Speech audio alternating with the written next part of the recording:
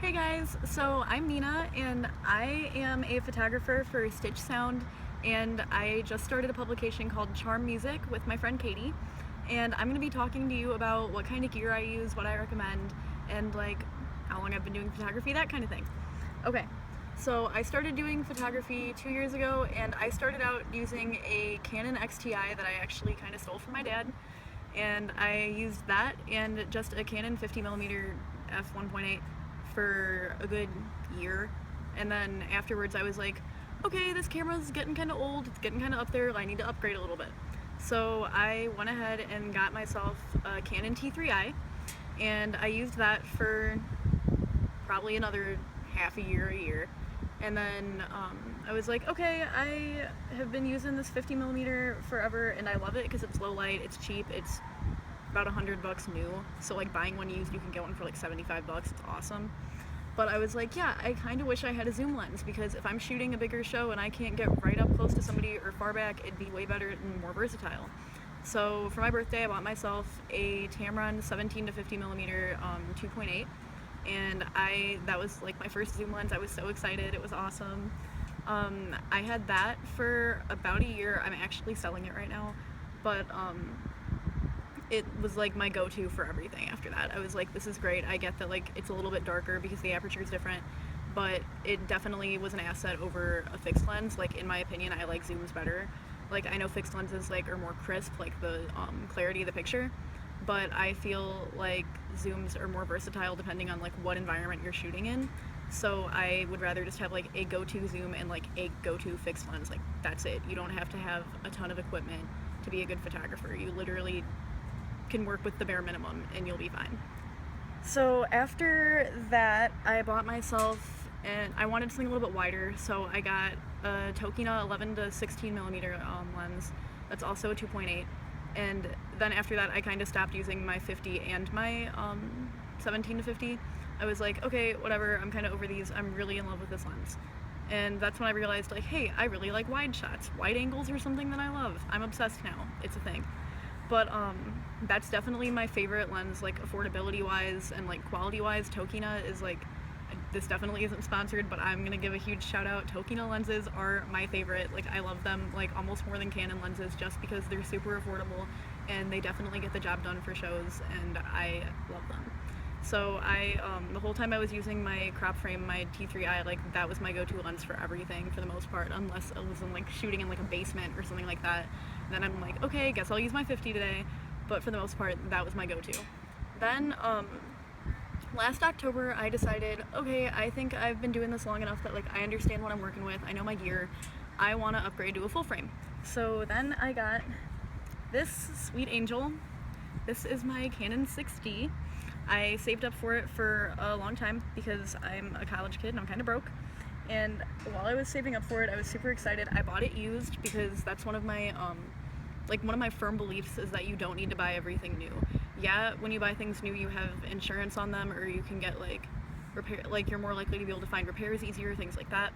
But I'd rather buy something used and take the risk, like depending on who I'm buying it from. Like, I bought that on Facebook Marketplace for way cheaper than I would have anywhere else, and the guy who sold it to me only had it for a few months. He just upgraded to something better. So it was definitely an asset, and like as someone who is working with a budget, like I love it. It's a great full frame. It's amazing what it can do in low light, because aside from doing concert photography, I'm also a photographer at my school.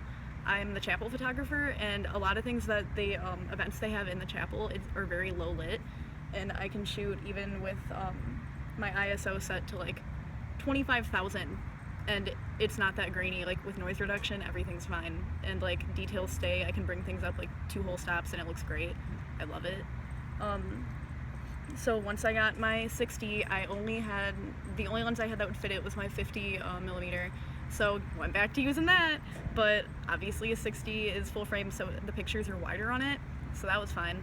I saved up for a while, and on a whim over Christmas break bought myself a Tokina 24 to 70, not 1.8, 2.8, and again, Tokina lenses are great. I love it. I'm in love with it. That's my only lens for that camera right now, but I use it for everything. I use it for portraits, I use it for shows. It gets the job done. It has really clear pictures. It's kind of heavy, like it wears your arms out after a little bit, gives you a workout, but like it's a great lens. And most recently I actually started shooting film. I didn't buy this camera, but this is my dad's old Rebel S. He's had it forever. I found it in the back of a closet and I was like, no one's using this, so I should give it a shot. So I found out that it's compatible with like digital lenses, so like my 50 that I use on my 60 also works on this, so does my 24-70. It's awesome. I just started using this to shoot shows because I feel like shooting shows on film is something that people don't really do, and it's definitely fun, and it teaches you a lot about lighting because you can't look at your pictures, you can't preview them, and you only have a few shots on a roll, so you have to make them good because you have to know, like, you have to plan ahead. It's awesome. So I started shooting film for indoor shows. I like to use 35mm. I use Ilford HP5 400 film.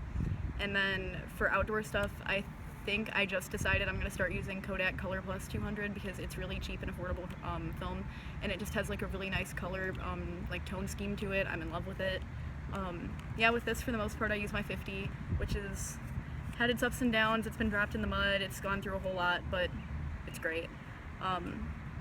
For the most part, I think that's all the gear I have. I also like to use a prism, like for reflections, lighting things.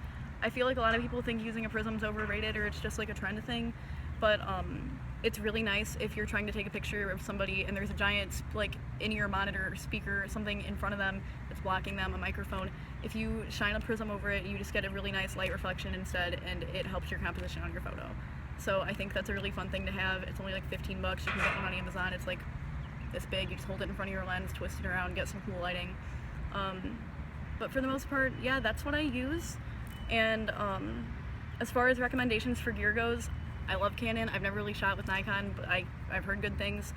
I feel like whatever you get, there's nothing wrong with starting with something pretty cheap and starting with something used. Don't worry about buying things that aren't like if you shoot Canon, don't worry about having Canon brand lenses, especially when you're starting out, because they're a hefty price tag most of the time, and most people can't afford that starting out.